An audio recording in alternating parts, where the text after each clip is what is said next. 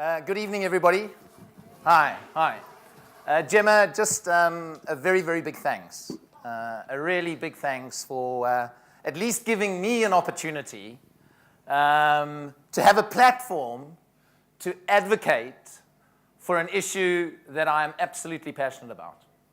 And the issue that I'm passionate about is breaking the stigma of depression and anxiety in the workplace. And with all due respect to the amazing work that celebrities, politicians, sportsmen have all been doing for us in raising the awareness of mental health in our society, what's missing for me are the equivalent business leaders. The same of a Prince Harry, the same of a Rio Ferdinand, this army general telling their stories around their battles and their struggles with depression or anxiety. Now you might wonder, why am I so passionate about this? Why am I so passionate, and why do I want to find a way to get more and more people of the equivalent status, the celebrity status? Talk to the guy at Lloyd's. Ask him to talk about his struggles. He refuses to do it. We've tried. We've tried, and he won't. And so I'm so passionate about trying to find a way to get more and more people in the workplace to begin to share their stories. And you might ask, why am I so passionate about it? And people are always very passionate about something because they must have a story. They must have a story. And I have a story. And my story started on the 25th of January, midnight, 2008. And I will never, ever forget that evening, because the 26th of January was my daughter's 13th birthday. So you can imagine, here I am as a father, looking so forward to being part of my daughter's evolution from being a young girl to becoming a teenager. And at midnight on the 25th of January, I wake up with a panic attack. Now, I don't know how many of you in this room have experienced a panic attack. But for me, that experience, I thought I was about to have a heart attack. I thought that I was going to die. And at that stage, I'd been married for this is back in 2008, I'd been married for 20 years to a wonderful woman called Debbie. And I bumped Debbie in bed and I said, Deb, I'm about to die. And she said, why? And I said, I think I'm going to have a heart attack. And she said, well, go and have it. 20 years married to me. Yeah, go and have it. And Debbie said to me, she said, Geoff, just get up, walk around, take a deep breath and see what happens. And so I got up, I walked around the room, I took some deep breaths, and eventually this thing began to subside. But I couldn't get back to sleep. I couldn't get back to sleep. And so that next morning, I kind of thought to myself, something has happened to me. Something has happened. I couldn't get out of bed. I couldn't go into Jennifer's room and wish her a happy birthday. I just wanted to pull the duvet over my head and spend the rest of the day in bed. And I eventually got myself out of bed, and I went down to the doctor's, and I saw the doctor, and he asked me a number of questions, and at the end of the questions, he said to me, Geoff, you're ill. I said, what? I'm ill? I'm ill with what? I haven't got a temperature, I've got no aches, I've got no pains. What am I sick with? He said, Geoff, you are suffering from anxiety-fueled depression. And when I walked out of the doctor's rooms that day, I made a decision that has saved my life. And there's some people in this room that have also saved my life, and one of them is sitting here, called Keith Weed. But I made a decision that day that saved my life. And I wouldn't be here today doing what I'm doing if I hadn't made this decision. What do you think it was? What decision do you think I made? I made the decision not to be burdened by the stigma that is associated with depression and anxiety. And I was very afraid in making that decision. But I was quite lucky because, in some ways, at that stage, I'd had 20 years with Unilever. I was quite a senior guy. And I worked for somebody who cared. I was lucky. I was lucky.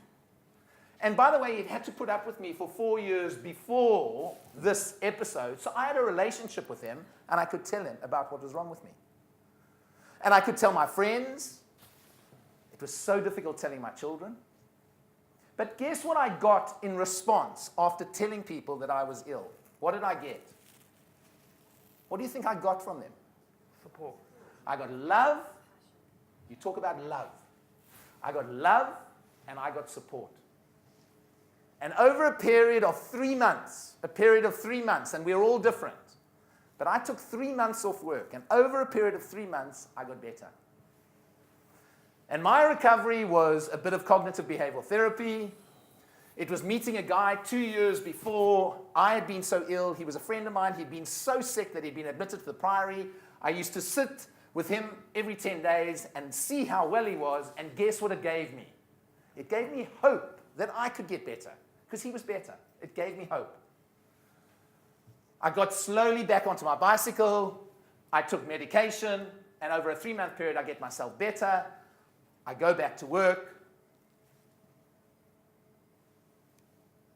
And at 4 o'clock on the 12th of October, 2012, I get a phone call. And I get a phone call from the wife of one of my best friends who's just committed suicide.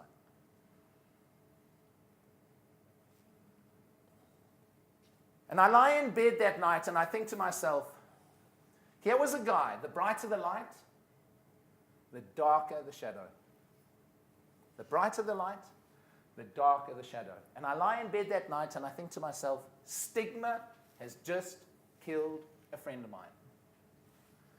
Because if he had had any other physical illness, he would have put his hand up, he would have asked for help, he would have got support, and he would have got better. Why could he not do the same? Because he was suffering from depression.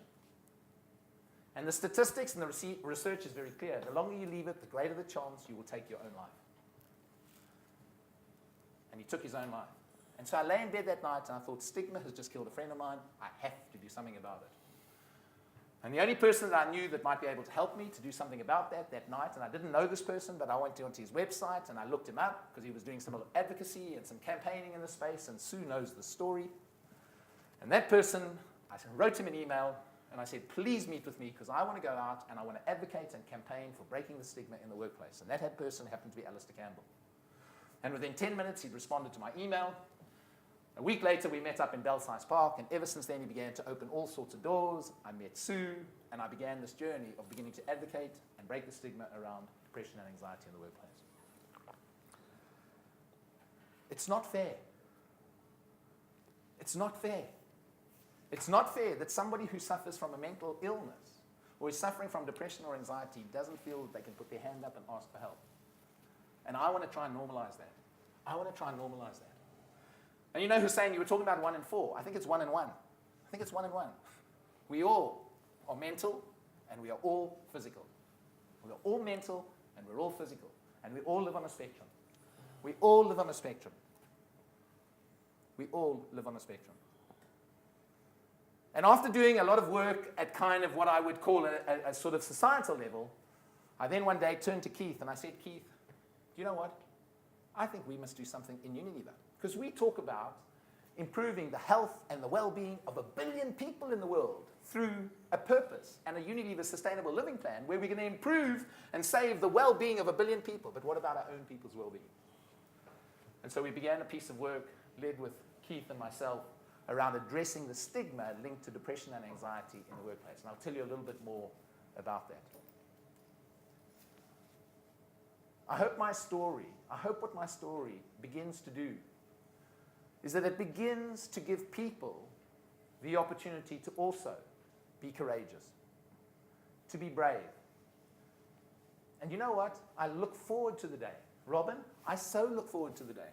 I so look forward to the day When an HR person in a business or an line manager in a business talks to somebody and says, and that person says, you know what? One of the things that I've suffered from in my life is depression or anxiety. And that line manager or that HR person turns around and says, hey, I want you in my team. You know why? Because I think you're a better person as a result of it. Not because I think you're weak. Not because you must be embarrassed about it. Because I think you're a better person. Because I know I'm a better person. I know I've learned to listen more. I know I've learned to be more empathetic. I know I've learned to be able to care more. Who would want that sort of person in their team versus some of the narcissistic bullies that we see in organizations today?